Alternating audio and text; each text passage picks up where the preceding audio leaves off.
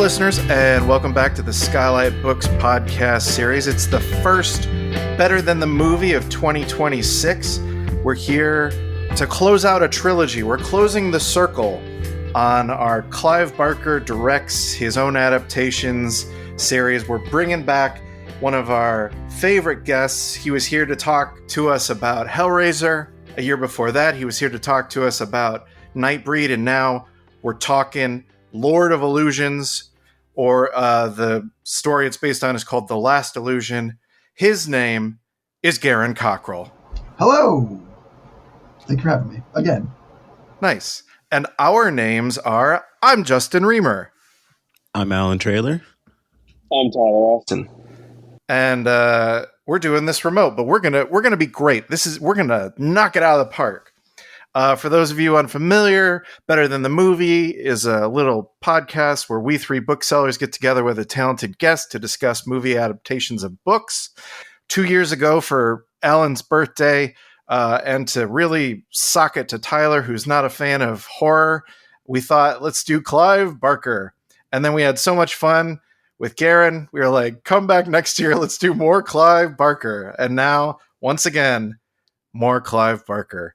We'll talk to Garon in a second, but how you feeling, Tyler? After three Clive Barkers in 3 years, how you doing? I bet he loves it. Because it's specifically my issue is body horror. So it's even more pointed. It's even more of a personal attack on something that I shared with my good friends in confidence than it just being general horror. You pick the guy who's the king of people having their skin ripped off and be revealed to be nothing but shit underneath. I feel great. No, this is that therapy where it forces you to do the thing. I'm so scared of clowns, and you invited 100 clowns to my birthday party. I'd invite more if I could. Yeah, well, how can you find more? You know, it's funny. I was listening to a few clips of Hellraiser just to refresh on what we had talked about a year ago. And one of the things we were talking about is that there's a lot of sticking hands into people's heads. And I was like, oh, Clive is bringing it back. He's like, let me stick more hands inside people's heads. Although this time, instead of sucking out finger straw style, he's putting the thoughts in and warping your brain. Garon, how you doing? Catch us up. It's been a year.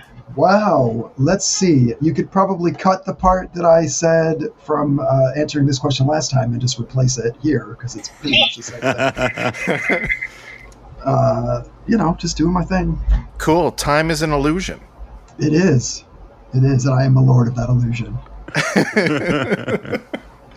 Nice. I'm trying to think, because we've kind of covered like our history with Clive.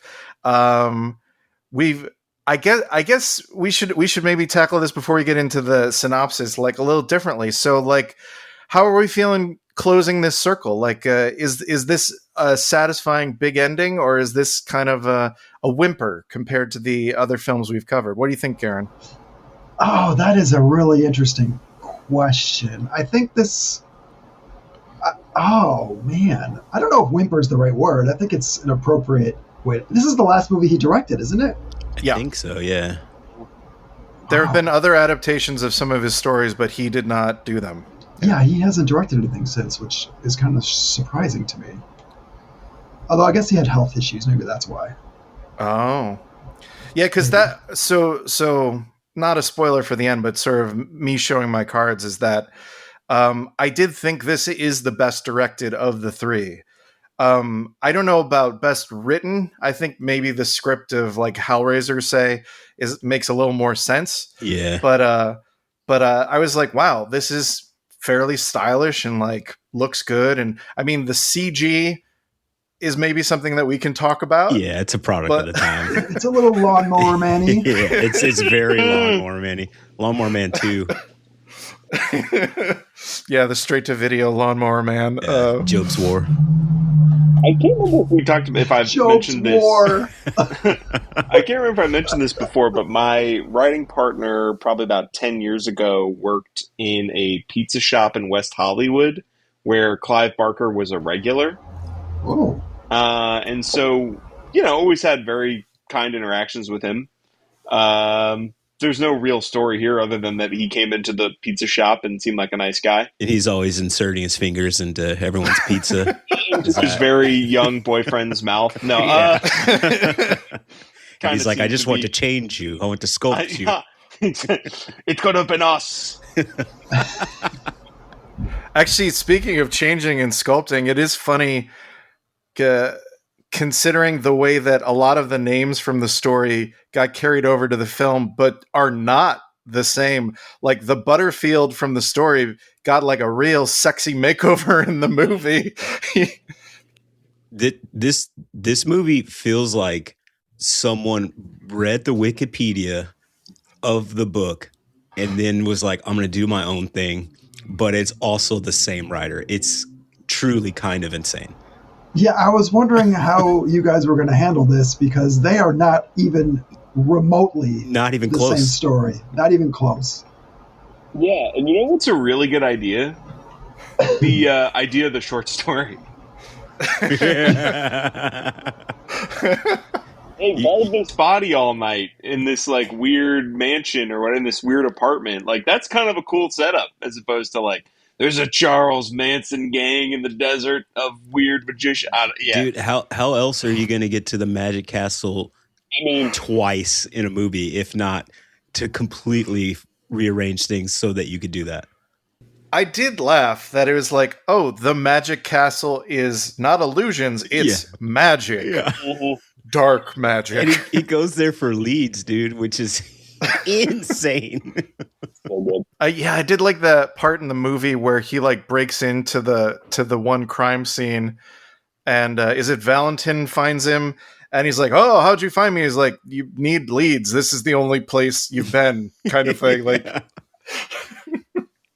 yeah, I don't know. So for those listening who don't know, the Last Illusion is from the Books of Blood short story collection. It's from the 6th Book of Blood, which is essentially the Cabal collection that has Cabal, has this, has a couple other things, but I don't think it has the Book of Blood postscript that is in what I read, and I assume that you read too, Tyler, the Libby app version, because I think whatever company that is like something that gives basically like Clive Barker 80% of the royalties. So he's like, sure, yes, you can put out Book of Blood 4, 5, and 6 or whatever. So yeah, good revenue share. Who cares? But yeah, because that's the thing too, is like I had dangled in front of Tyler like maybe we should keep this going with Candyman, but that story is in Book of Blood 5, which I think you can only find through the ebook version now. This one? Yeah, well, I mean, or secondhand, like a. I'm not going to tell you where I got this from, but I didn't get it secondhand. Oh, This might actually be a new printing because I got both of them. One's 1, 2, 3. This is 4, 5, 6. So maybe there's a new printing. I wouldn't be surprised if he hasn't signed a pact with some evil people to have an exclusive right to print that one. It says the publisher is D. Evil? Yeah. I've never heard of that publisher before. A subsidiary of Beelzebub Productions, yeah. You mean Mr. B Gone? Yes. Old Scratch publishing house? I was wondering, because I think you mentioned, Garon, that you had read the Scarlet Gospels, which is the like sequel to Hellraiser that also has this private eye character from Lord of Illusions and The Last Illusion, Harry Dunmore, in it. Do you have any memories of that? And how does this private eye like meet Pinhead or the Hell Priest or whatever it's called? I remember disliking it tremendously. But reading this one, I'm like, maybe I want to revisit that and see if maybe I was just judging it too harshly. Because I didn't realize that he's in more Clive Barker stuff than just that story. He's in Great and Secret Show, I think, and in Everville, which I have not yet read, weirdly enough. Oh, Harry pops up in other things? Yeah. I did not know he was a recurring character. So that might explain more of his journey on linking up with Mr. Head. Mr. P. Head. The pin. I mean, the way he's presented in this story, I thought for sure I had forgotten meeting this character before. Like, it felt like, I was like, am I supposed to already know who this guy is? Like, it felt like, and I was like, oh, this is the first one. I don't know. It just felt like a continuation, especially referring to, like, the Brooklyn stuff. Yeah, I looked it up. Yeah, I had to look it up too. Is there more I missed that I can go back? Because it definitely reads like a second story. Yeah. Like maybe this other situation he talks about is in the first group of books or whatever. Yeah. But apparently not. Well, yeah, there's a part where he talks about the Gulfs, and like another character is like, oh yes, the Gulfs, blah blah blah, and it's just like, oh wait, did I miss something? Yeah, and dude. and I literally Googled it, and the only reference comes back to this story is like, it's basically someone shrugging and being like, I guess that's like the Hades or something, is the Gulfs, or I don't know, like that's a good guess. Yeah. Allan, what you were thinking of is that he quantum leaped into this detective's body. For sure. He's like, Al, what have I gotten into this time? Never made it home. Oh boy. Spoiler, guys. Sorry. God, this movie would have ruled. That whole show. So, what do you think of Bakula as this character? I really liked him and was kind of like, it sucks that he's not more of a leading man. Like, obviously, Quantum Leap, he was great, but like, I was like, he kind of works here too. No, I kind of dug him a lot. Yeah, yeah. I'm surprised I mean, I guess it probably wasn't that big of a hit when it came out, but I like the character a lot, and I definitely think that he is a great launching point for like a Clive Barker universe if anyone gets their shit together and wants to. Wait, can I swear on this? I forgot. Oh yeah. Yeah, totally. Yeah, I would totally watch like a 90s Tales from the Crypt TV show of him just getting 100%. into various. Just give me Quantum Leap, but supernatural. I'm down, honestly. My complaint is like, this doesn't feel like, even maybe to your point, doesn't feel like a great first adventure for a character you're launching. This feels like, somewhere in the middle of a longer series adventure where we've gotten to know the character. And so, cause like he feels very sketchy, and I wish that there was more for more specific things for like Bakula to sink his teeth into, or us as a reader to sink our teeth into. So. He comes with the weird tattoo already. What is that? Where did that come from? You can't just have a sex scene and show off that fucking gnarly ass tattoo and not be like, what? Why does this guy, his out of luck, down and out detective, have such a weird tattoo? I think that's one of the only things that comes from the book is that he's supposedly like a supernatural occult detective, yet seemingly has no idea about anything occult in both versions. It's like the only throughput for me personally, where he's presented as like this occult detective, and he seemingly has no idea what anything is or what's going on at all, which I thought was pretty funny. That is a really interesting way to do that character too, because he's just fell into this world and is learning about it as we do. This is me pitching my Clive Barker series now. But yeah, it was an interesting kind of take on that, and it well, they kind of nail a lot. I love the first scene when he's in his office, and I don't know, like the guy who like hooks him up with jobs comes in. Like I really like that actor as well. It's the like most disgusting eating scene. Yeah, it's so good. Oh, it was so good. He actually ate that food, dude. I probably 100 times. I'm sure he was happy to do it. He's like, I think give me one more. I can do it. Hold on, give me another shot at this. But like that stuff, like that kind of detective stuff, really did play well in the first scene.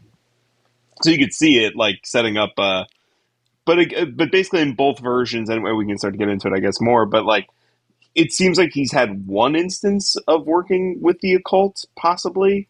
Like in the movie, it's a child's possessed. In the book, a woman has a demon lover. Something like that.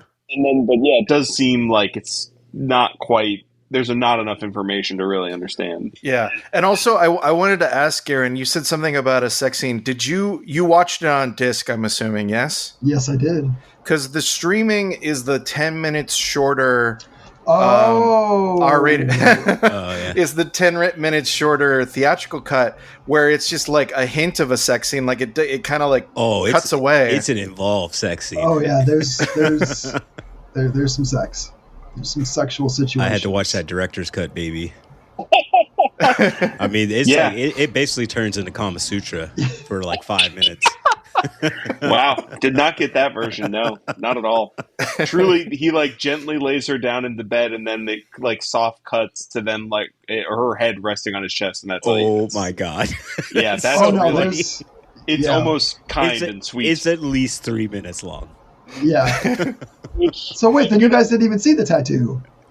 Yeah, probably not, because that's like the only scene it's in, I think. He's shirtless either like before or immediately thereafter. So I know what I did see it, yeah. Because it is kind of crazy. It's on. Is it like on his like back or? Yeah. Yeah. Yeah, because I distinctly remember having the thought, why would you get that tattoo on your back where you'll never see it? Yeah. It's a really weird choice. It's for the ladies. It's not for him, man. I guess that's true. Yeah, for when all the women are behind you in bed, Allan? Yes. Look, we don't know what Harry DeMore gets up to. That's true. That's fair. I mean, as you're describing it, it seems like it could be a lot. They do stuff you wouldn't believe, buddy. I was looking up some of the stuff that was cut, and I mean, there was that obviously, but it seemed like there was actually a fair amount of character stuff that got cut. Like there's stuff with the what the fuck is his name? The Puritans, like followers, like Nix? they're like normal Knicks. Yeah, their normal lives before they're like, oh, he's coming back, and like they Activated. like basically burn their lives down, kind of thing. That sequence is insane. By the way, we didn't get that. It sounds so good. Oh, really? That's not in the streaming? That's not in the theatrical. Yeah. Oh, probably because there's multiple dead kids. It's really fucking gnarly, dude. Like they're all killing everyone associated with their life in preparation for coming back. You should look it up on YouTube. It's an insane sequence. Oh, that's wow. That's when I turned and I was like, holy shit, this movie is so much darker than I thought it was going to be. It's odd what did make the cut of the R-rated version too, because I'm still like, some of it I'm just like, especially in the opening scene, going through the Mansonites and sort of like bloody shit's happening. I was like, whoa, this is still R-rated. Okay. All right. Weird. Does the extended edition explain like why all their heads they've like all been scalped? Not even close. Okay, cool. There's probably more of it, maybe, but there's certainly no explanation. Yeah, because they just show up at the end, and I was like, "Oh, why do they all have like huge wounds and like are missing hair?" All right, whatever. I don't know. Oh, they didn't show this. They do cut their hair in the scene. Like partially, at least. There's like one guy no, cutting his hair. they do show. Maybe you were just fading at that point, Tyler, because they do show them start to cut their hair, and obviously they're not doing a great job. So that's why I assume there was blood. It's mostly just one guy, the snake guy, I think, who's cutting his hair. Okay, either that didn't stick or I just don't remember. Yeah, fair. I was expecting answers from a different place. I suppose. Oh, sure, not even close. Okay. Answers? You will not find answers here. Well, let's try to break some stuff down. So I guess maybe we should try to start with the written story, which, like you're saying, is maybe a little more compact and is less sort of like Clive Barker spent some time in LA and is like, I got a new take. For sure. We need the New York take. That's right. Yeah, it's a real LA New York rivalry movie, Yeah, seriously. Big Apple versus freeways and tacos versus pizza. So the premise of the book and the short story is essentially the very opening is this very famous illusionist. I'm an illusionist, Michael. Am I the only one who kept hearing that every time I thought? Okay. Oh, yes. Swan is backstage after one of his shows. It's been like a sold out run on Broadway, and he's like talking to a woman. He's seducing a woman who's like very excited to be like, ooh, there's like a whole thing where it's like, well, he won't tell me his secrets, but he'll take me back to bed. That's almost just as good. And then like a sword falls down and impales him and kills him. And then she's eaten by a tiger. And she's like, how is this possible? I'm being eaten by a tiger. Like, I'm still alive, and I'm being eaten by a tiger. And it's like, magic. And then, boom, her head gets eaten. So that's honestly, the opening. An insane opening. It's really quite nuts. I will jump ahead real quick and say that it is funny to me that in the story, it's Broadway, and in the movie, it's just the Pantages Theater. It's just and as I'm good. like, and I'm like, that... Equal. That honestly, this kind of act makes much more sense in the Pantages Theater than like really a Broadway theater. Well, you don't think Swan is like Penn and Teller on Broadway? I mean, everyone's wearing suits at the Pantages, which is like wild, but whatever. Old Hollywood glamour. Yeah. It was alive back then. So anyways, Swan is killed. And essentially, we pick up with Harry, our detective, who is being hired by his Swan's widow, Dorothea, to protect his body until it can be cremated. And essentially, as we kind of come to, I guess we don't really learn this over time, but it's parsed out a little more. But essentially, he's made a deal with the devil or the Gulfs or demons, whoever you want to call them, I guess.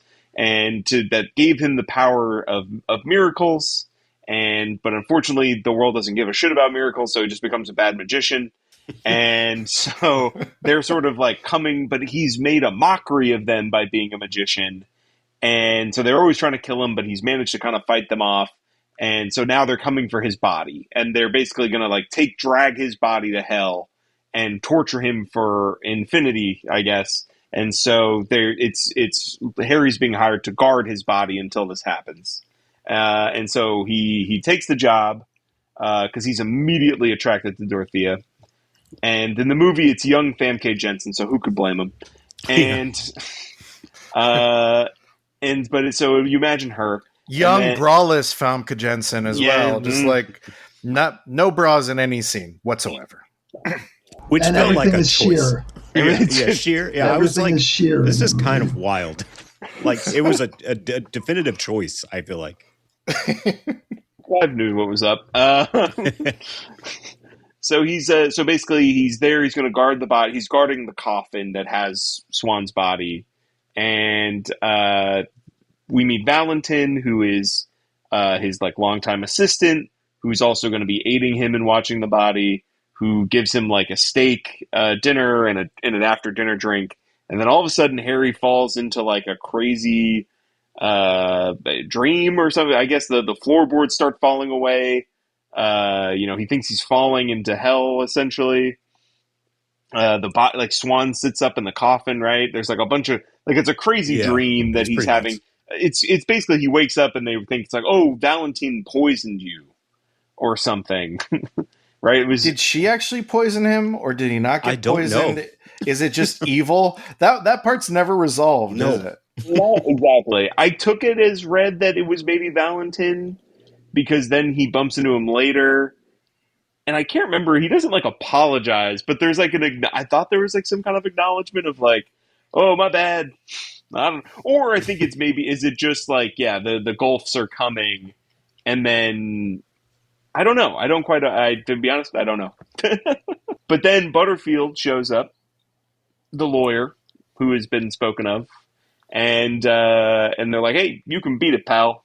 You've been here a few hours. Don't worry. We'll take it from here. So he gets paid. He's out on the street, and then he bumps into Valentin, who then explains like everything I just explained earlier. Like, oh yeah, no, he's a magician with real powers and yada yada. Yeah. We got to go protect his body, otherwise, Yeah, and Butterfield's one of the bad guys, and he can fuck me up if he sees me. So that's why I ran away. Right, exactly. Yes, because I could tell he was there. So then they go back and they steal his body. They steal Swan's body, They pile him into a cab with a cabbie who's a poet. Yeah, a very New Yorker cabbie. Trying to rhyme apocalypse with Acropolis. I don't know what he's doing. He's working on it. He's working on poems. He's one of two like random kind of like New York characters who very soon will be turned into grotesque flesh things. Yeah, it's a bummer. I heard you mention cremation. I know a guy. Yeah. Yes. You mean my brother? Yeah. My brother. I laughed out loud when I saw that. Let me wake him up at 2 a.m. Yeah. You know that new crematorium you've been looking for? Okay. So right, they're able. There's no confrontation really, right? When they steal the body, is there? I'm trying to remember. Well, yeah, because there's a fight for it, and like the windows like explode. That one, yeah, the language is kind of hard to truly understand what's happening. It's not really penetrating for me. So I listened to this book as well as an audiobook, and it was not as. But they get him out. They get him into a cab. The cabbie knows a crematorium guy, and but they're like, "Oh, where are we gonna go? Where are we gonna take him?" They're kind of weekend at burning Swan at this point, where even the cab's like, "Hey, is that guy okay?" He's like, "Oh, he's resting. Yeah, don't worry about it." They should have put sunglasses on him. Yeah. No, I love the cabbie being like, people have turned tricks in here. I've seen all sorts of a dead guy. Yeah. Some lady dropped twins in here. I had an alligator. Yeah. I've seen it all. Oh, New York. Greatest city in the world. Spider-Man, he's one of ours. Okay, he's very much that guy, and it's great. He's really fun, but they don't know where to go.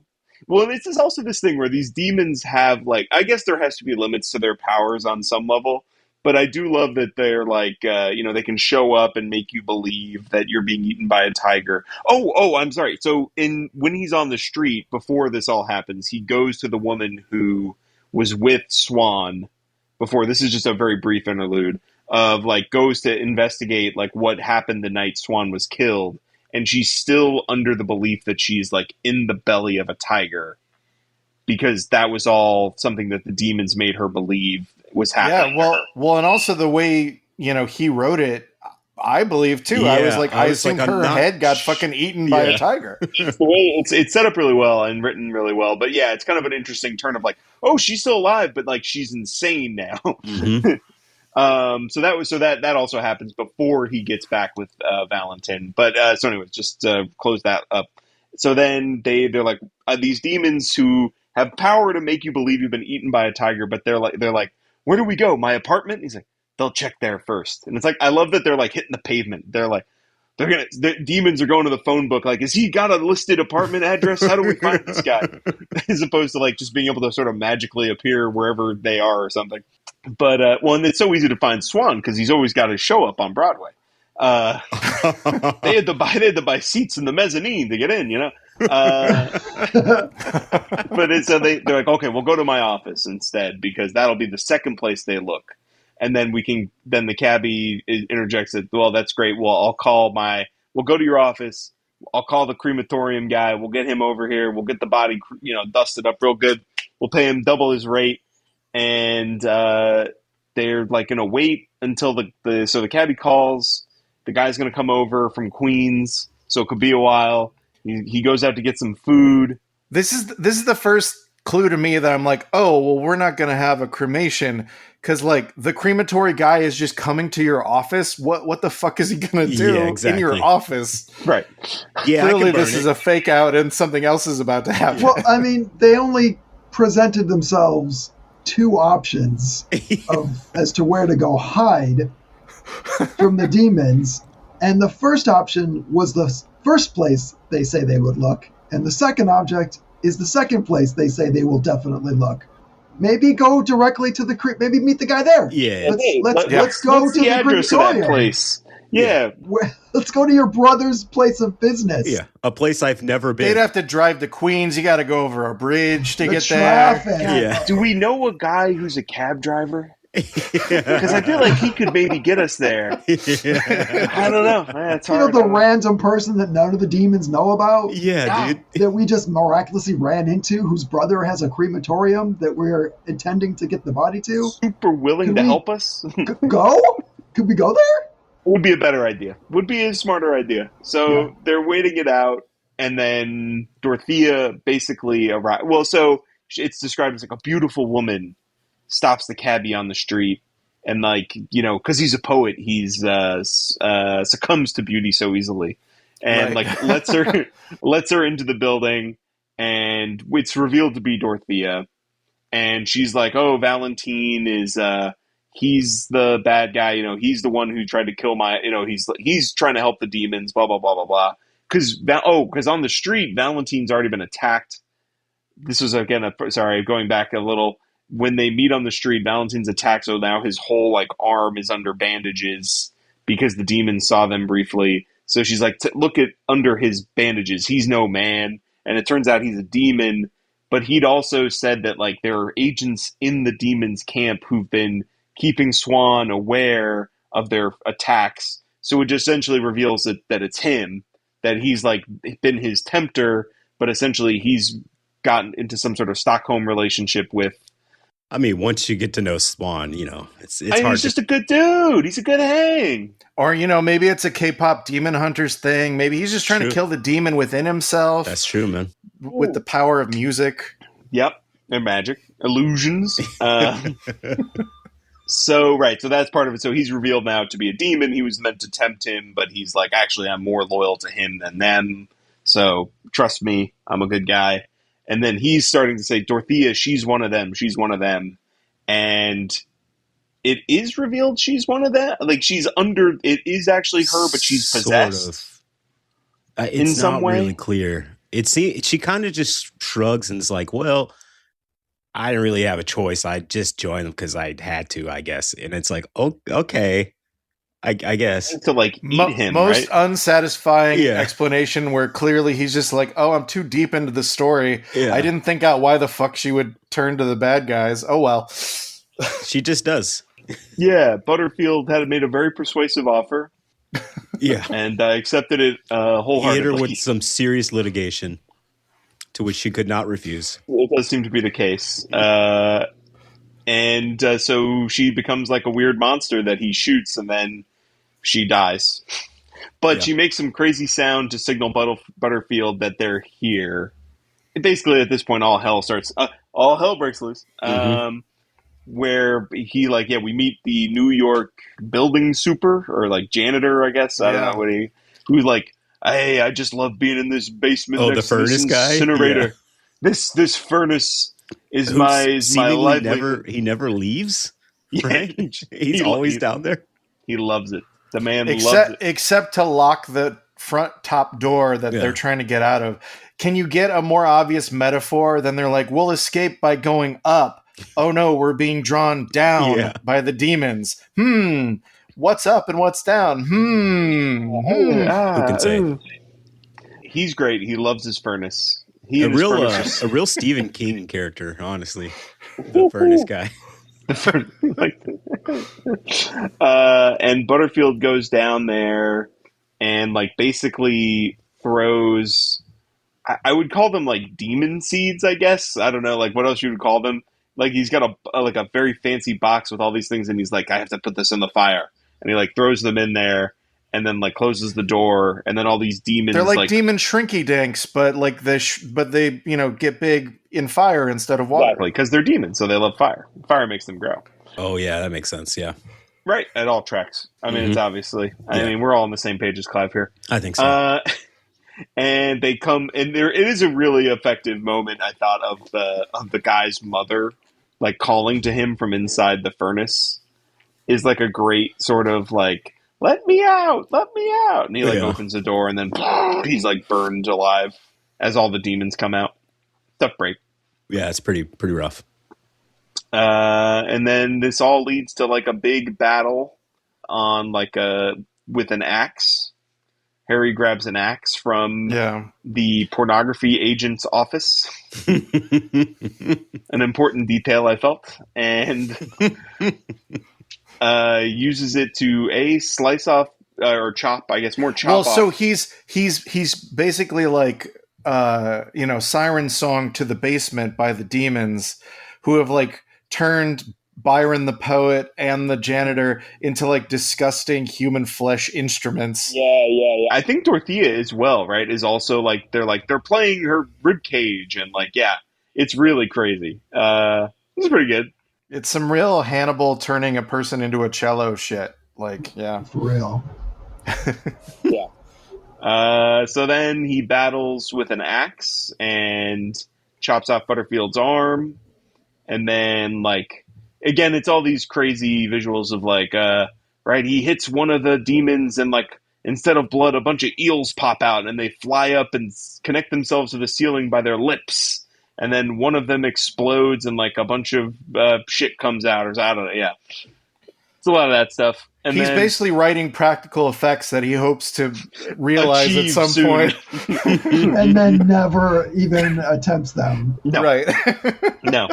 So while this is happening, Valentin is... So there's a brief moment, too, I love, where Valentin is just, like, trying to use a cigarette lighter slightly earlier to just, like, start burning Swan's body. Just like, come on. Come on.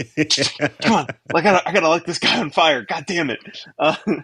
And so then eventually he kind of, as Harry's fighting off a lot of the demons, including the one giant one that's, like, kind of a machine... I can't remember there is a name for it. And it's funny because in the book, the character's like, what did he call it?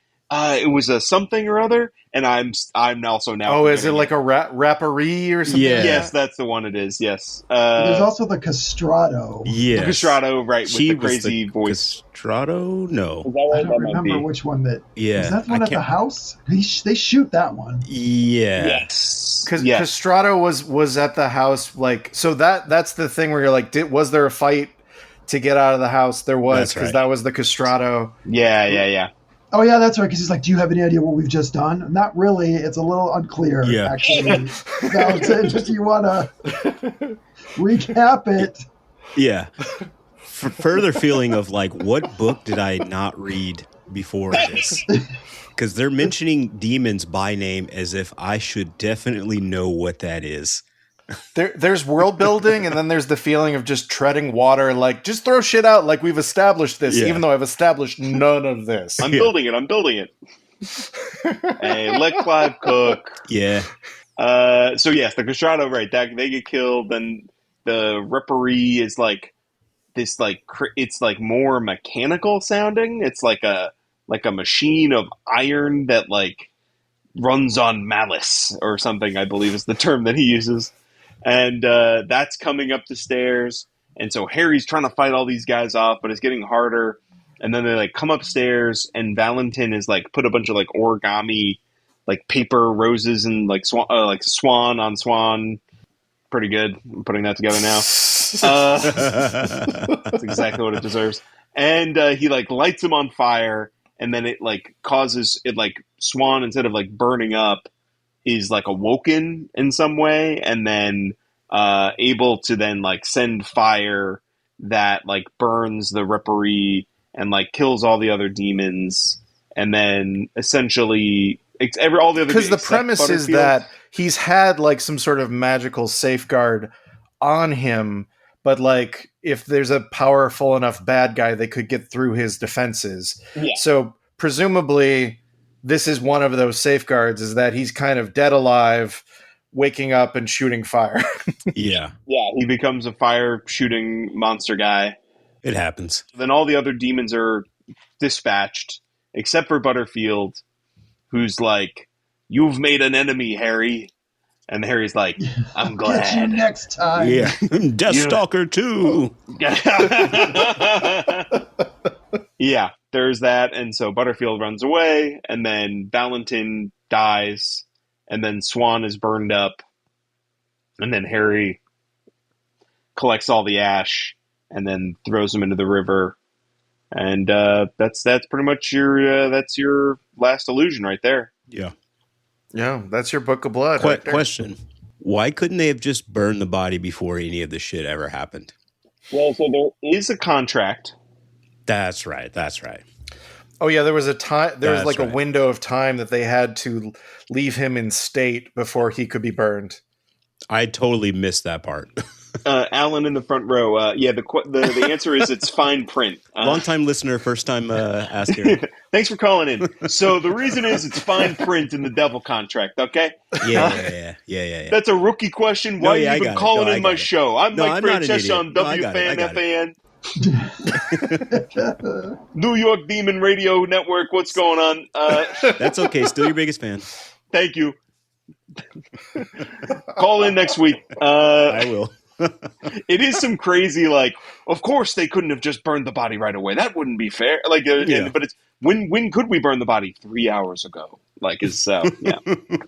So I was so I watched the movie first and then listened to the audiobook.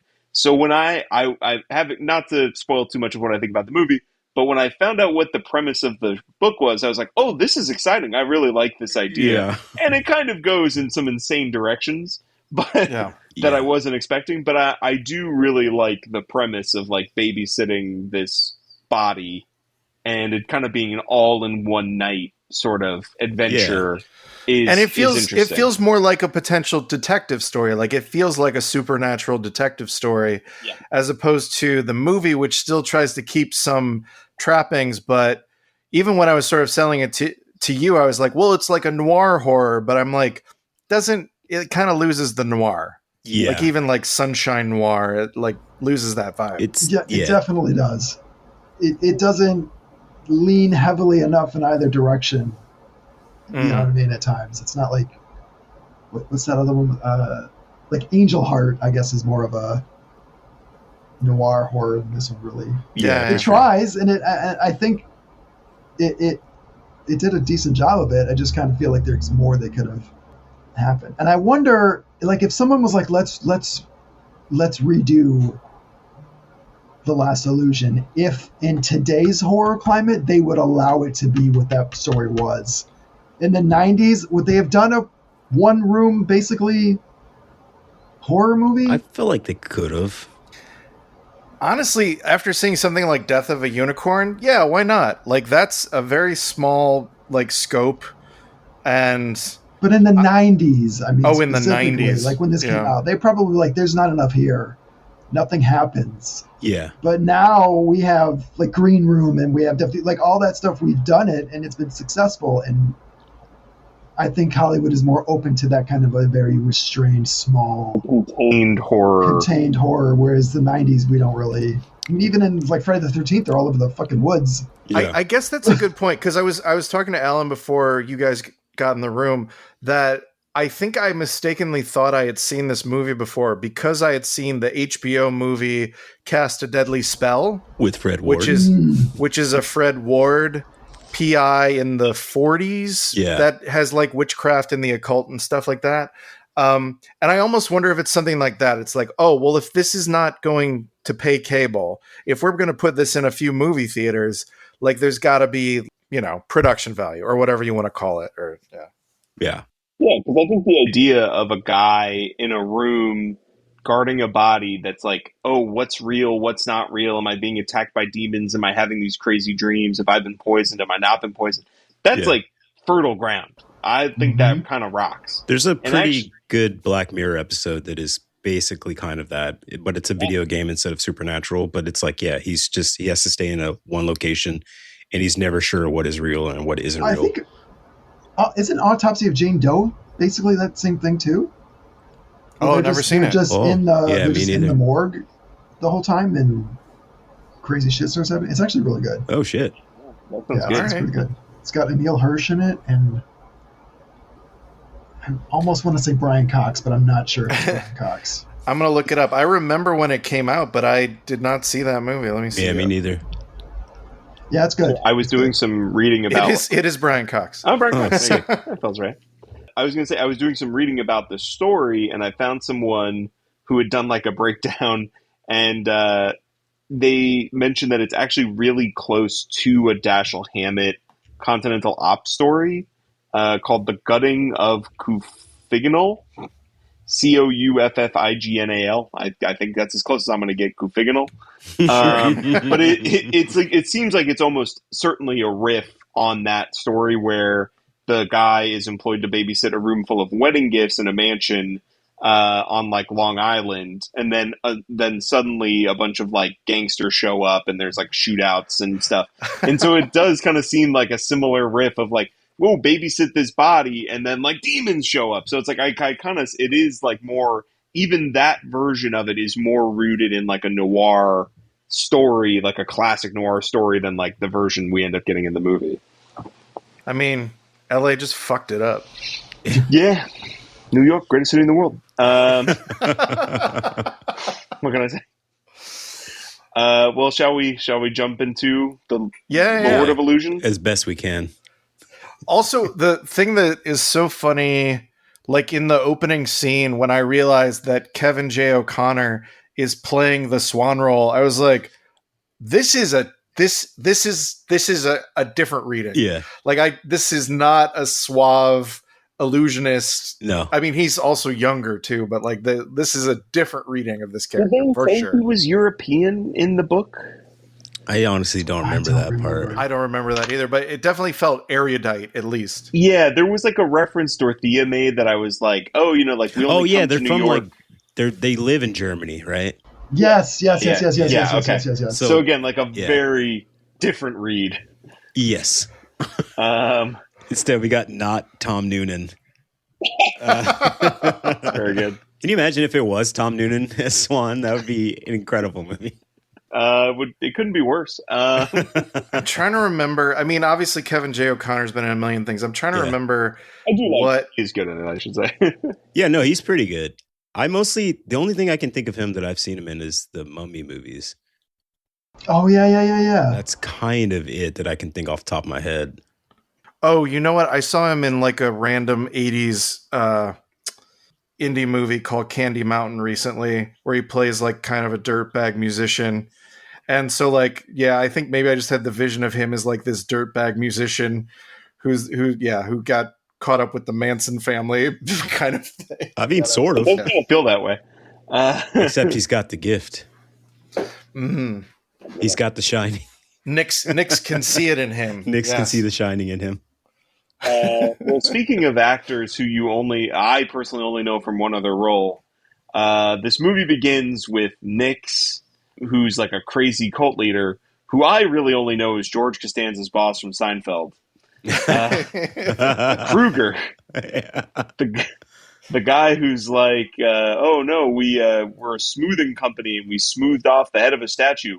Why don't we put a pumpkin in his arm and call him the Headless Horseman? He's in several episodes of Seinfeld. He's good. Amazing. I mean, honestly, the movie is chock full of just character actors, like wall to wall. Yeah. That guy's name is Daniel von Bargen or Bargen. Do not look into the end of his Wikipedia. No. Tremendous. It's really not like bad. It's just actually is a very sad end of his life. No. Don't look into it. And then I have to now. Fuck. No, but there's also another Seinfeld person in this movie. They briefly, for like 2 seconds, Mickey, the little person who is Kramer's like good buddy, is the crime scene photographer who gets like a real like the camera like loves him for like 10 seconds as he's like taking pictures of a crime scene. And I was like, did they share a casting director? I don't understand. What happened? I was waiting for Michael Richards to show up. But anyway, okay, so we begin in the desert. Oh, he's in the director's cut. Yeah, he's in the cut you didn't see. They go to see him at the Laugh Factory. He's actually the one. He's LA. like, here's why you have to shave your heads. He's performing at the Laugh Factory stage, of course. Yes, because it's Los Angeles. It's right down the street from the Magic Castle. You okay? Yeah, I'm okay. I'm okay. Anyways, we start in the desert. It's 1982. Nix has his band of insane weirdos, and he's blown fire out of his mouth. And then we cut outside. And he juggles it. Yeah. He's juggling it, goes behind his head, dribbles it through his legs. Yeah. Does a 360 slam dunk with it. It's pretty amazing. So he has a control of a cult. And then Swan and a couple other of his compatriots show up because Nix has kidnapped a 12-year-old girl and is planning on hurting her. And so that's enough. And I guess basically the idea is they're like, he's done this as a ploy specifically to bring Swan back, to try to convince him to rejoin. But Swan and his crew are there to take down Nix once and for all. And there's a crazy God, what is that fucking animal that's down there? It's not a tiger. It's it's a mandrill. A mandrill. Yeah. Thank you. Yeah, it's Rafiki from Lion King, I believe. That should be that. John Oliver voiced that. Okay. Very different energy. So they break in, and they eventually manage to kill Nix. Well, the little girl shoots him. And then they bind him with crazy. There's also a great scene of when they're trying to get control of Nix, and she's basically undoing her own ropes because they don't give a shit about her. It's kind of she's in the background, literally biting through her ropes and taking them off. And it's someone fucking help her, dude. What the hell? The whole point you're breaking in is to save her, and then there's definitely some moments where they leave her hanging. It feels like truly. Enough to get a gun. And they're also oh God, I know I'm holding a shotgun to this guy's head, but I'm just so scared. And then she has to shoot him. Yeah, dude. She takes care of it on her own. So eventually, they manage to bind him with the crazy metal thing with the screws that go into his head, and then they just bury him in the desert somewhere. And we cut forward 13 years. Do we go, I guess, to New York first? Yeah. Yeah, we go to New York first. We find our guy, Harry, is in his office, and the guy who loves to eat comes in and tells him he's got a job for him because, Swan's just, being weird? No, he just gets an unrelated reason to go to L.A. It's that dude that's, hanging out with the prostitutes who's, just door open, windows open, having the greatest threesome of his life. Yeah. I remember that scene from flipping through Showtime or, HBO and just being whoa, what is it? Whatever. Whoa. Yeah. And that shit, it only exists to get him into the room. It's why not have it be the story where he's just directly involved in the case? Why have him have to accidentally stumble? Or at least if you're going to have it be an accident, make it more than he's following some guy who we don't even know why that guy goes there. We have no idea. He's going to get a future told. Doesn't he get a phone call and he's I gotta go or something? It seems like he has a mission or something he's trying to do. Because he also never comes back again, right? No. That guy just is gone.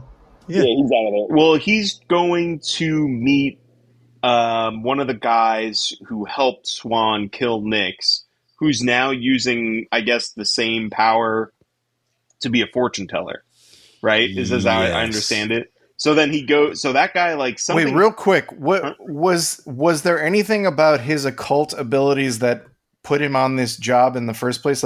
Was that guy somehow occult related, or is it literally this guy's a scumbag? He's it's make a follow quick him buck. around. Yeah. Yeah. I don't. He committed some sort of fraud or something, or he won't pay his back alimony or something. Yeah. The movie literally creates characters just to have the same thing that happened in the book happen. It's insane. Because he doesn't even get involved with Swan in that because of that, right? Doesn't she see him in the paper or something? It was get me Harry Swan or Harry Demore or something like that. Yeah. Yes. Those two things are just related for no reason to be related. It doesn't get him to her necessarily. I don't know. That's the weird part. Exactly right. Yeah. Because, he's there, and then, he comes in, and Butterfield is torturing the fortune teller guy who was friends with Swan. Butterfield, who is not a stuffy lawyer, but is he's a club kid, basically. Yeah. He's kind of like Marilyn Manson or something. Super demonic club guy, yeah. Yeah, again, they're torturing him, and they're weirdly cool with Harry being there for a while. Yeah. like he, you know, like there's the like sidekick guy who like kind of beats him up a little, but then Harry's able to like fight that guy off and go into the office. And then Butterfield is just like, oh, you're here? Fine, I'm going to keep torturing this guy. I hope that's cool. Yeah, and he sort of just watches for a little bit there. For a while. I'm like, you have a gun. Shoot this guy. Seriously. What is going on? So, but then they are able to escape. He throws the one guy out the window, and then Butterfield escapes. And then, then like the police get involved, and we meet like there's a lady police detective who he kind of keeps bumping into. For no reason. Another character. For no reason whatsoever. Yeah. And then, this ends up in the paper. And then we go to Swan's, and like his housekeeper tells Famke Jensen, his wife, like, Mr. Swan is being kind of weird. I don't know what's going on with him. And he's just like kind of bummed out, I guess. And so she's like, let me hire a private eye to like help him. Let me open the paper here to Exposition Tribune and say, oh, this detective's in town. Let me get him. He gets hired by her kind of. And she's like, oh, come to his show tonight, and you'll see how he's so talented.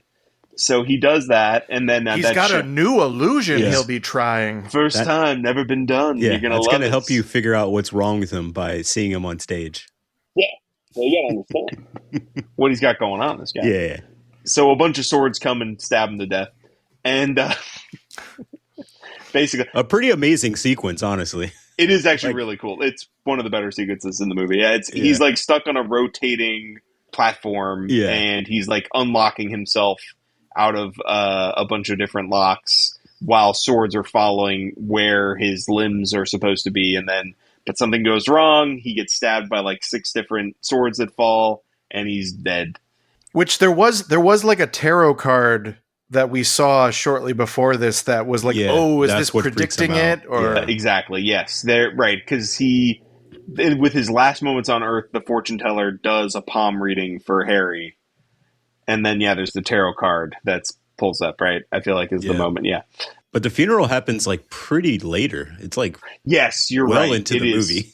It is much later. You're right. I assumed it had already happened, to be honest. And then it just happens. And I was like, oh, yeah, they haven't done that yet. Right, because there's a long time where you assume he's dead, and they kind of have the same thing. There's like a kernel of the premise of the short stories in there of like, he didn't want his body messed with in any way. No embalming, no autopsy, just straight home, and we're going to cremate him as soon as possible, which I was just like, that's just not how the police are going to investigate on some level the wrongful death in front of a crowd of people. They're going to take a look at the body, I think. These are LA cops. What could he said? He said no embalming. Yeah, he said no. Also, and we respect the rules. So also, he's got the magical force. He can like wave it across there as there was no wrongful death. Yeah, that's true. This is how it was supposed to go, which, as we learned, is. But I'm trying. So right, he comes over. Is this, I guess, again, Justin and I would know, this is kind of where the extended sex sequence happens? It's not the first time. It's like... now I'm like getting a little mixed up. Because what... it's pretty sloppy. It's pretty easy to get mixed up, honest. I watched it yesterday, and I'm having a hard time remembering the order. It's truly same. Because he comes back and he reveals at a certain point that it's a fake body. But I can't remember what sort That's after the sex scene. I think that's after the sex scene. That isn't it? But it is before the funeral, because he's like, all right, have your fake funeral, because I want to see Swan come see his fake funeral. Yeah, so I can follow Swan. Exactly. I'm just gonna quickly consult the Wikipedia. Also, just kind of a bummer that Valentin is just a dude in the movie. Yeah. Whereas in the short, he's like a demon who's overcome his like own self to be he's just a good dude in the short story, basically. You mean Timu Totoro? What? Timu Totoro? Yeah, not John Turturro. Yeah. There's a lot of not people in this movie. It's pretty fun. I swear to God, I was like, I've seen this guy in something, and I looked it up. And like, in something too. Don't know if I have actually. I'm pretty sure based on his career. Yeah. Oh, so maybe not. So also just to go further back. So okay, what happens is Quaid when Quaid is killed, that's what hits the papers, and that like Harry's there, and so they're like, oh, Quaid, one of Nyx's other followers, is killed, and that's why she's like, I want to hire Harry because he's like involved with this. Oh guy. Yeah, like Nyx is coming after the people who like wronged him. Yeah, okay, so that's it. Yeah. So actually, then what comes? There's a little bit more sense there than just like just a little bit more, just a tiny bit more. And so then it goes wrong. He's killed. Right, he's investigating backstage, and then Butterfield and Miller are there, and he kills one of them. So the sidekick is named Miller. Right, they're going to try to have a name. I know, yeah, I certainly had not heard it. Thankfully, Wikipedia has it. And so he's able to kill the one guy with the crazy pipe going through him, which is pretty good. With the red sand coming out. Yeah. Yeah, but Butterfield gets away, and then the next thing that happens is one of the best sequences in the whole movie. He goes to the Magic Castle to investigate. Now we're talking. And he's talking to Vincent Schiavelli with a very convincing sort of Russian-y accent. It's unknown what accent that is. There's an incredible punchline where he's like, what's your accent, Brooklyn? Hey, fuck you, pal! Yeah, so good. Really fun. Yeah, I honestly liked all the Magic Castle stuff. I don't know why it's in this movie, but I did enjoy all the scenes in the Magic. There's like 2.5, right? Or something like that. There's like there's 2 full scenes there when they break in later. Because the one magician is like, I'm the one guy that's willing to stand up to fake Russian dude. What was his name too? Was it like Billy. Benny Who? Billy Who? It's something like that. It's there's no way it's Billy. Is it Billy Who? It's Billy something. But I just remember like his last name was Who, because I'm like, oh, is he related to the Doctor? I don't know. Not listed on the Wikipedia page. Another character doesn't really need to be in the movie. So then, they break back into the repository, the inner sanctum of the Magic Castle. Yeah. And he's like, again, a big time magician. So he's like, oh, it's going to be some hokey thing they do. And he like hits a button and like a stair, it opens. But then he steps on like a pressure plate, and then a bunch of spikes come out. And they're going to close on him, but Harry catches it at the last minute before it breaks his arms off or whatever. And he's like, grab the files. Yeah, it turns into like Indiana Jones for like 5 minutes. And there's like a weird hologram that shows up. Oh yeah, the fucking what the hell was that, dude? Or like another kind of illusion in a movie about illusions, I guess. I wonder if this guy was an actual magician, because his name is Lawrence Stewart. He only has 2 credits, and his character's name is Billy Who, W-H-O. They don't even mention him on the Wikipedia page. It doesn't look like. Insane. Because he also just is gone after that scene, too, right? Right. It's not like we're like, oh no, what happened to Billy? Like, they set him up. Yeah. They set him up to be like, oh, I'm going to be your magic sidekick. And then, you know what? I think I've had enough of this. Yeah. You can do this yourself. Is it before or after that escapade that he goes to the hospital where, like another one of Swan's accomplices in like binding Nyx the first time, she's in the like psych ward, and the like doctor's like, oh, she was doing so well, and now she's really doing bad. So don't tell her that people are dying. Yeah. All it takes to set her off is a hole being dug. Yeah. And then she runs away, and then like the guy, like one of the people who works at the sanatorium, like, is a man dressed like a nun. It was like, let her go or I'll chase her. And then of course she's immediately hit by a car. Yeah. Part of the thing is like when they bound, they put the metal plate on Nyx's head to like bind him or whatever. Then they also buried him deep, quote. Yeah. So I was going to say, all the characters that are created just for the movie, they get 2 scenes and then they're either gone forever or dead. Like that's pretty much it. Basically, you're saying Clive Barker was like, I invented these people. Not quite sure what to do with them. Yeah, kind of. It feels like he had to write this movie in a hotel room the night before shooting. Right. I'm not sure if that's. He goes to the Magic Castle. He gets in there, finds out the illusions actually. Basically, this is how he learns they're real, the files. Somehow the weird diagrams that are in these files are like, so they weren't magic, it was real. Or it is magic, I guess it's not illusions. Oh, this is also where we learn that Philip Swan kind of would have been canceled. Yeah. Kind of a groomer. Yeah, dude. Because which we they learned just sort of gloss over. Wasn't a thing in the 90s, man, you know? That she's the little girl who was 12 at the time of, and was kidnapped by Nyx.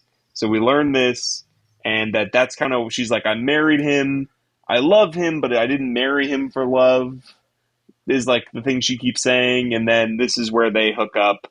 But then afterward, they're attacked by supernatural forces, and then he opens the casket and then finds out that it's a fake body.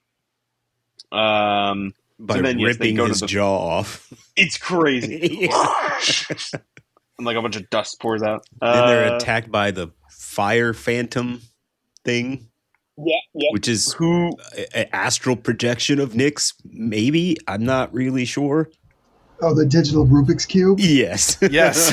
Crazy. It's just so clearly like they filmed a plate of something kind of swooshing around and then just badly animated in front of it with, Lawnmower Man visuals. That really felt like we got to showcase some kind of this new found technology that we have now. We got to put it in here because the practical effects of that movie were great with that. I mean, the sword fall and all that stuff. Yeah. Then just to have this all of a sudden weird, shapeless cube that. Well, it's the same with the like visions that he had of like the people splitting and turning to shit. Like, it didn't look like anything. It just looked like the worst screensaver you've ever seen. This man directed one of the most iconic scenes in horror history. He had a body grow out of a fucking floor, reconstitute itself, and now you're giving us animated cube nonsense? Yeah. It's a real bummer, honestly. It wasn't even a creature. It was just geometric it's just shapes. Polygons, yeah. Just do something. It's insane. Wait, I'm sorry to jump back, but I just realized we do need to talk about how Swan's show, in addition to being a groomer, he does have a fabulous sense of stagecraft because it's like this weird dance spectacle. Yeah. And then he's like, I don't know, like it basically was Showgirls at the same time as Showgirls is playing on another screen in this theater probably, is this weird Showgirl spectacle before he comes out to get himself stabbed by swords. Yeah, and the explanation is just like, oh, well, the power, the fame comes with it, and it's hard to say no. It's like, okay, sure. Yeah, that's in the story, it's like he's doing these he's making the magic appear to be tricks because he so despises the power. And this time he's just like, hey, I could make some money doing this. Like when he talks about it, it's right. like, the contracts are hard to turn down in Vegas. And I was like, okay. Also, was that new trick? Was that the first trick of his show? Yeah, right? It definitely felt like a closer. Closer happened real soon. Yeah. It didn't feel like there was a lot of show before that happened. He's like, I don't want anyone going to the bathroom during this scene. That's going to... What's the next trick? Wild. A tough act to follow, certainly. I love the moment before too, where like he like levitates into the rafters or whatever, and like the scene guys are like, how does he do that? It's like, well, wires. He's like, I don't see no wires. Yeah. It's like, you guys work there. You would know how he does your it. Job. You would know. Someone would be hired to do that. Why are you there? Yes. Why are they even there? They can't believe they get paid to do nothing. Yeah. Union house. If someone tries to move a chair on stage, we got to do it. Yeah. Also very extra to levitate just for those guys' benefit. Because he emerges out of that sarcophagus thing. Right. And then he floats anyways, but it's like, you didn't have to float to that. I don't know why you're doing that, man. Save your power, I guess. getting a little loosey goosey near the end here. He's like, I don't give a shit. He's like, these who guys gives see a me shit? float away. I don't know. Whatever. Yeah. He's probably drinking heavily, as we see later on. True. Is it to set up that he can levitate a car later? Like so at his funeral, like Harry follows him, and he's like, Swan couldn't skip going to your own funeral, and Swan answers by levitating a car over his head and is like, I'm just gonna drop this on you. Leave me the fuck alone. Yeah, because you fucked my wife. Who I did not marry for love. And I saw her first. Yeah. When she was 12. Yeah. I watched 5 minutes of your show, and I think I got a pretty good idea of your character. You're definitely the kind of guy that's going to go to your fake funeral. I got your number, pal. To be fair to Clive, if he doesn't need it, but to be fair to Clive, there's almost a part of me that thinks that he decided to make the 12-year-old Dorothea just to be like, well, we would never assume that was the same person, and then it was. It's like, yeah. But at a certain point, there's only so many characters in the story who are women, and it's like, yeah, we kind of knew that Dorothea was the 12-year-old. A big part of the story is all the other people who were involved in the killing of Nix are starting to get killed, and you go, I wonder what happened to that 12-year-old girl. Well, there's this woman who says she's married to this guy, but for mysterious reasons. I wonder what her backstory is. Yeah. Maybe the extremely gorgeous woman married to the greasy magician is somehow related to events that came beforehand. Yeah. I just can't get my hands around it. I don't know. But it's always revealed. And basically, so Swan, he threatens to drop a car on him, and they basically are like, well, team up. We can beat him. We can do it. You beat him once. We'll do it again, pal. And then meanwhile, Valentine... Yeah, because Butterfield's trying to kill everybody, but also they're going to resurrect Nix. Right. And Swan, I guess... Yeah, and Butterfield's just a goon and not a demon. And... Right. Yeah. And he's not... Neither is Nix, really. It's not really clear. It's not really clear what or how Nix became what he is. He says a lot of stuff like, I wanted to be a god, but then I changed my mind. And you're like, oh, all right. I don't really know how this explains how we got here, but that's cool. That's a hard. That line goes hard. All of our. Here's the deal. At the end of the day, I actually really enjoy this movie, and I know we're laughing at it a lot. But yeah, same actually. A lot of this stuff could be explained so quickly and easily if they tied this shit into Hellraiser or Nightbreed. I thought for sure it would be tying into Nightbreed in some way. Because it feels like It feels like that's the thing about Clive Barker's movies is that they do feel. Like he's got that sort of that environment he can create that it feels like these things are all in the same world. I even thought that in the story itself, I thought Valentine was going to be like a character I had forgotten from Nightbreed or something like that. Yeah. Because they keep referring again to the book that didn't exist or happen before that one. There's even a line that I think that actually is from Hellraiser at some point, and now I can't remember if it was the book or the movie. Yeah. Where they say it. It's something that Pinhead says, I think, at one point. It doesn't matter. But, easily so tied up with just a line like, oh, they're one of the Nightbreed. Anything like that. Like, oh! Yeah. Now I can see why this makes a little bit of sense. Nix is a Nightbreed or whatever, but... Yeah. A Nightbreed gone rogue or some shit. Mm-hmm. Yeah. Was there... I thought I saw a Cenobite like Easter egg in one of these scenes, like a little. I thought there was like a little figurine of like, is it Butterbean or Butterball? What's his name? Of like his head. Butterfield.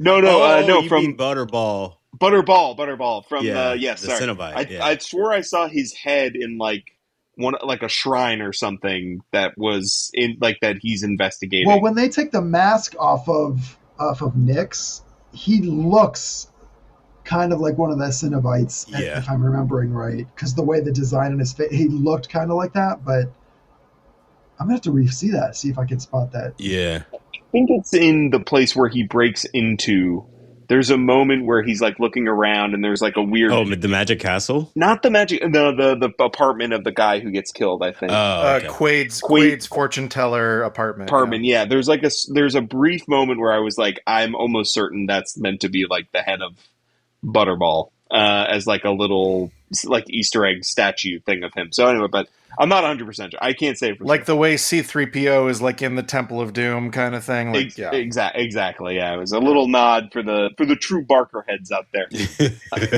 What do we got? Okay, so then basically Valentine gets tortured by Butterfield to reveal the location where Nix was buried. Then they start to dig him up, and Harry and Swan, and they've kidnapped Dorothea as well. So she's there. And then Harry and Swan go to that place, but they're late. They've already dug up Nix. The folks are shouting, and they're like walking across broken glass with their knees. And it's my favorite interaction. I made it my Letterboxd review. I gotta look it up real quick. Okay, yeah. So they drive up. They come out. There's like the crying of like ecstasy and anguish of the followers. And Scott Bakula says, "Jesus, what the hell is going on in there?" And Kevin J. O'Connor says, if I had to guess, they just resurrected him. Fuck. Yeah, it's so good. But he's like, that's what we came here to stop. He says that so offhandedly. Yeah. And then Scott Bakula's just like, fuck. That's really good. Yeah, that's pretty sick. And so then there's a big battle. They go in, Nix is resurrected. He's like covered in dirt, but his body like rehydrates basically. So he's like a real gross, dirty mess. Yeah. And there's a point where it's really cool when he kills all his followers. That was pretty sick. By like making it rain indoors. Yeah, he's like, you guys are nothing, basically. Sorry. Yeah, you're nothing compared to Swan. He's my number one boy. It turns out he's in love with Swan. It's supposed to be me and you. To spend our twilight years together. Yeah, seriously, when he said we were going to go to a farmer's market. Yeah, dude. I had a condo picked out in St. Petersburg. I pre-ordered the golden doodles. And then he's like, of course, at the end, I would have to kill you, but until then, it'd be me and you, baby. So they get in there, and like Harry fights Butterfield. Swan kind of gets like his shit rocked by Nix. He gets his brain scrambled up real good or something. He throws him against the wall. Oh, there's just reminding me, Valentin dies at the scene when they show up, and there's another great exchange where he's like, "You're gonna make it. Too many people have died on me." He's like, "Sorry, there's gonna be one more." And then he dies. It was good. So they're there. They fight it out, and then basically, trying to think. Yeah, he like puts his fingers into his brain, and starts fucking with Harry a bunch. And then Dorothea's running away. Makes a hole deep into the ground, which we don't realize at this point is basically to like the molten core of the earth. But it goes all the way down. He went through the mantle. He went through the crust. He didn't stop till he hit core. No half measures from Nix. Yeah. And basically it ultimately ends up. Well, he's gonna kill Dorothea, basically, right? Oh yeah, he's gonna kill Dorothea. And then he's like, Swan just is like, he's barely hanging on. He's like, Harry's like, levitate me like the car. I know how to defeat this godlike demon before me. Float me over there. Yeah. I got this. Yeah. There's simply no other way, and there's no time to explain. Just do it, Swan. Possibly defeat him any other way. I'm going to wipe his makeup off. Yeah. What did he even do to him? Yeah. What did he do to him? He just jams his fingers into his face. Yeah. And then comes out, and I was just like, all I could think was just, wash your hands. Wash your hands. Seriously. Wash your hands. 6 happy birthdays. 8 happy birthdays. However many it takes to get clean. And then, he just kind of pushes him. It almost looks like they, like, tabletop him. Yeah. Whoops, here we go. Dorothea, crouch down real low. I'm going to push him. He's going to fall over you into the hole. Then you shoot him in the back again. It'll be like old times. And he goes all the way down, and he lands in magma. And then Swan kind of gives it up. He dies. Well, his brain was crushed before that. Yeah. So he was amazing. Just he was still able on. to levitate Bacula. And the way that he did it in such a way where it looks like he was just perfectly on like a zip line was amazing. A true magician. Yeah. And then help me reenact the cover of the Nirvana album. and then it's kind of like the moment in Die Hard when John McClane pushes the C4 down the elevator shaft. And he's like, oh, shit! And then that's basically what it is, but with Nick's his body blowing up is like so powerful it comes all the way back up the tunnel and then like explodes the hangout, and they got their bad guy retreat. And I tried looking at the Wikipedia just now to see how they describe it, and they really are like, Nyx manages to launch a final spell that disintegrates Philip's body to bones and seals the chasm. I'm like, it doesn't seem like he really did that. It seems like his body just blew up in there, and that's what they said happens. That's crazy. I mean, that's what the guy who wrote the Wikipedia entry says happened. Okay. Yeah, it just felt like him dying released a bunch of power. But yes, right, exactly. It rips all the skin off of Swan. I love how it also says Philip uses his last life energy and magic to help Damore deliver a final blow to Nyx. So this guy doesn't know what the fuck happened either. Yeah. Yeah. Yes. I guess that's what happened. Over there. It just, I guess, final blow? Yeah. Gives him a shove. Well, it's kind of like how we're introduced to Swan on the stage, but in reverse, because it's a skeleton. And then he becomes Swan, but now he goes from Swan to skeleton. Wow. It's full circle. That is It's actually ironclad, story-wise. Yeah, and how dare we even question it for a second? Yeah, it's beautiful. It's actually beautiful. And then, they just sort of drive off? I actually don't remember. They just kind of walk off into the night, credits. to the desert night. Yeah. And that's pretty much it, yeah. Again, hands still so covered in gunk and just disgusting Nick's brain gunk. Here, clasp hands with my gunk brain or gunk hands. It's like, do not touch her. Yeah, and there you go. That's the movie. Wow, we really went through some illusions there. It's sort of like all of my illusions about the world we live in have been broken. All right, let's do a little roundup, some final thoughts and some final votes. Garon, we'll start with you. Final thoughts, and did you like the movie? Did you like the book? Which is better? I enjoyed them. I mean, as silly as it gets at times, this movie kind of has a spot. It's one of those early 90s movies that I got to go see with my dad and my brother and stuff, so those always have a special place in the old heart. I think the book's a little bit better. I think it handles the detective stuff a little bit better than this one does. I think it would have been great if we would have got a more loyal adaptation, but from the man who wrote the story. Yeah, exactly. I mean, that Castrato alone would have been cool to see on screen. Yeah. I guess that's what that polygon thing was supposed to be. Yeah, maybe.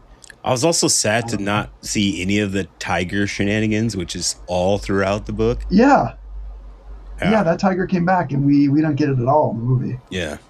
I would have liked to have seen a couple of these movies.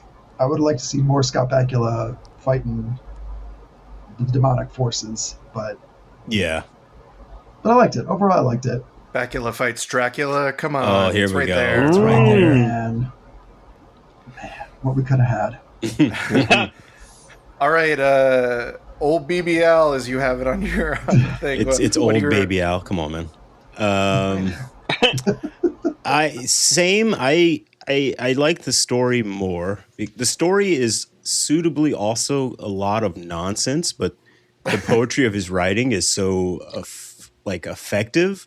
Like when you just hear some of the sentences, you're like, I don't know what the fuck that means, man. But what a beautiful way to describe this scene. I don't understand it at all, but like, thank you. I also, the story itself is already so weird. It's kind of wild to just then go off on a complete tangent with the same sort of characters.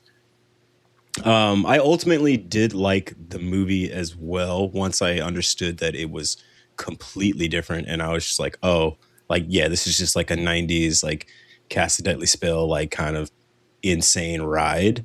I did enjoy it for that, and there's some pretty good effective scenes. Like, I was reading an interview with him when I was trying to find any semblance of him explaining why he changed it, and I couldn't find anything. But from what I can understand, he had like certain scenes in mind and he just wanted to do them. And I think on the page just had to figure out a way to do it. Like, he wanted to do the Pantasia stuff and like all these other things. And I was like, okay, that's cool. He just wanted to make a cool movie and not be faithful to his own fucking work, which is insane.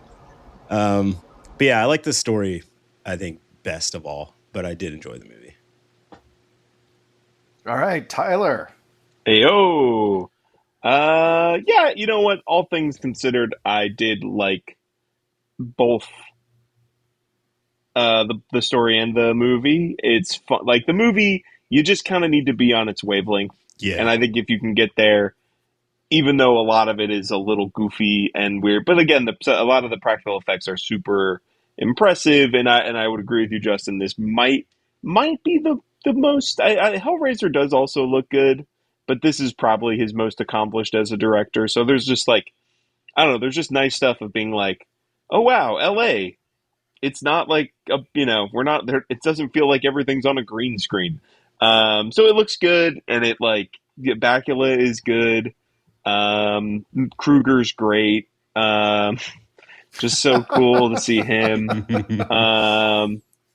And yeah, I mean, again, it is like a goofy, wacky, like it is a far cry from like the elevated horror world that we have entered, but it is fun for what it is. But I would say, I would agree, I probably enjoyed the premise and like the idea of the short story more.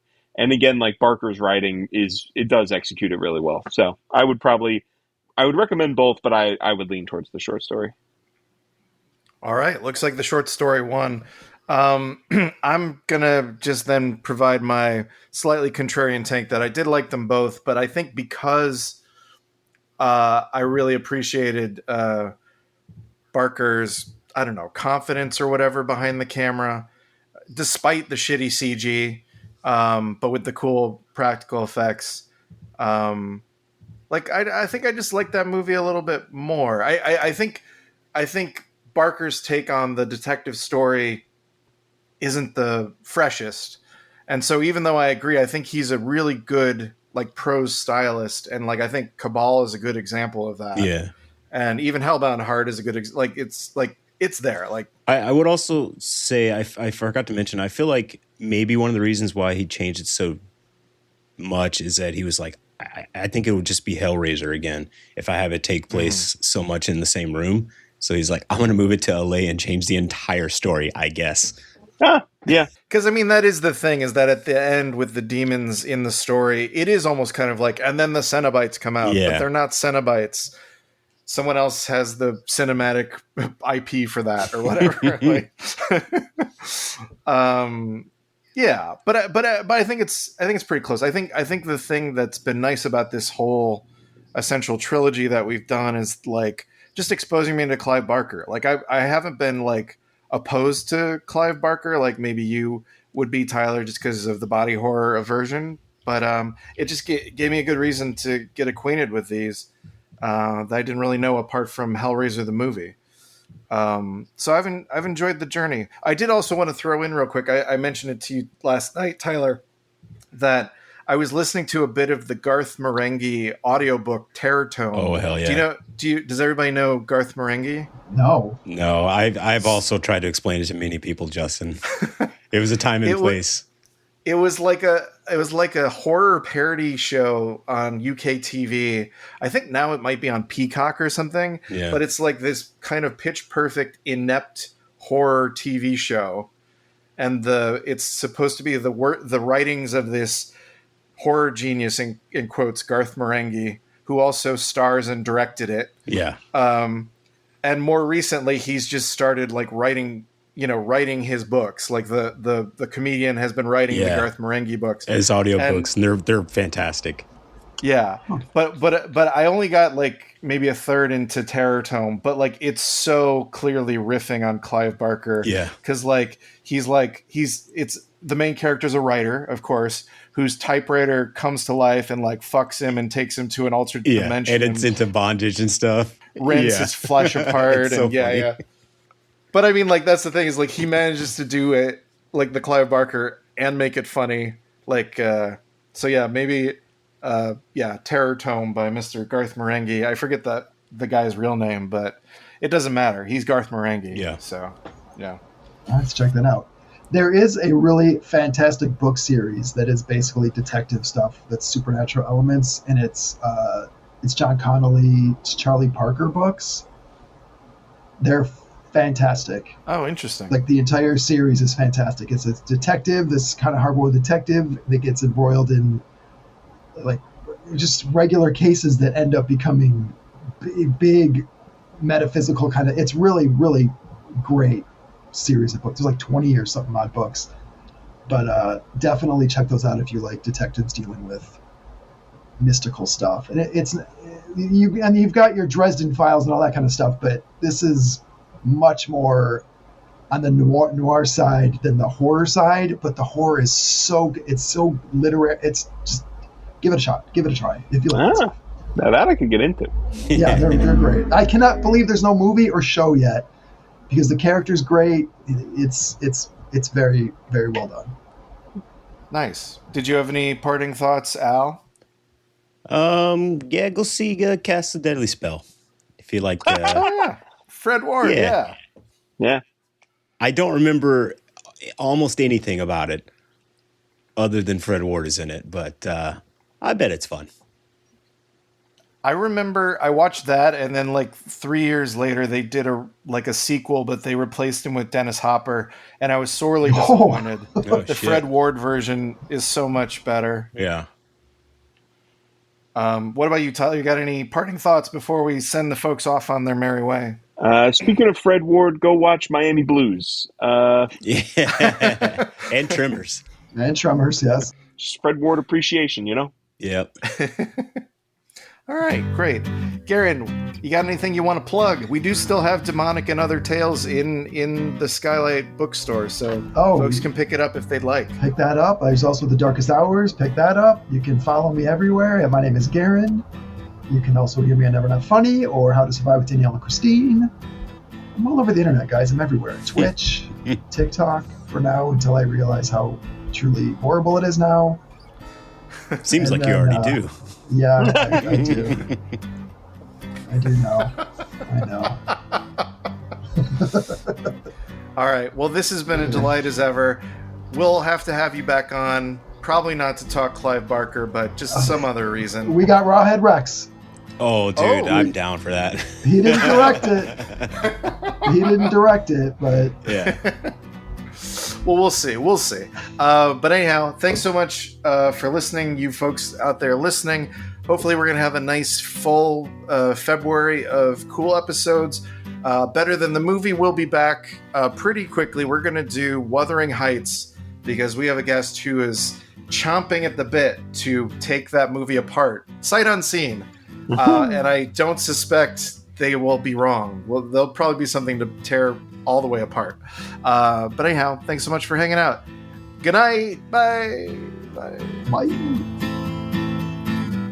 Thanks for listening to this episode of the Skylight Books podcast series. We hope you enjoyed it. If you'd like to check out the book featured in this episode or others, please visit skylightbooks.com. If you're in the Los Angeles area, stop by for one of our live in-person author events. You can find a calendar on our website. If you like this podcast, leave us a review. It really helps us out. Our music is by Duck the Piano Wire. Till next time.